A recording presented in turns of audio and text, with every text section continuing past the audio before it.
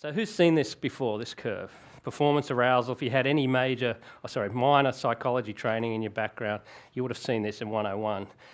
It's basically the flight or fight curve, if you like, you know. You've heard that system, you know, under a certain level of stress, the body responds either to the flight or fight mode as it gets excessive.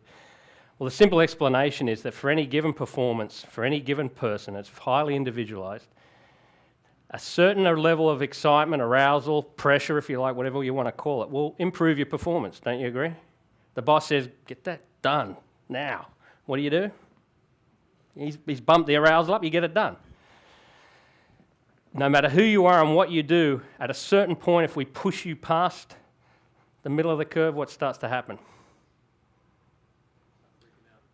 Freaking out. Shakes, nervousness, hard of breath, you're not focusing on what you need to do. And no, it doesn't matter who you are.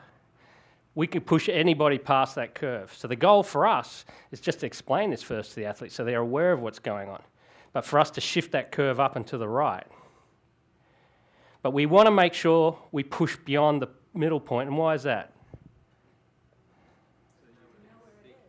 So we know where it is. Most people play on the left side of that curve. It's comfortable. There's no risk, real risk involved. I'm risking, but they're not, you know. And people need to be pushed beyond, in our business, beyond that point so we know what we've got. So we know where the failing point is. Obviously, for the performance on the day, we want to bring it back a notch, but training and practice and pressure and adding that value offer to the right is how you shift that curve up and to the right. What if you find yourself over to the right? How do you bring it back? What's a simple tool if you find yourself way to the right of that curve? If you hate public speaking or you want to ask that guy over at the bar out for a date, your heart's thumping, the heart rate's raising, what's the trick? Breathe slowly. The system is hardwired into your body. If you control the breathing, you will settle all the other emotions down. And hence, when you see anybody about to do anything significant,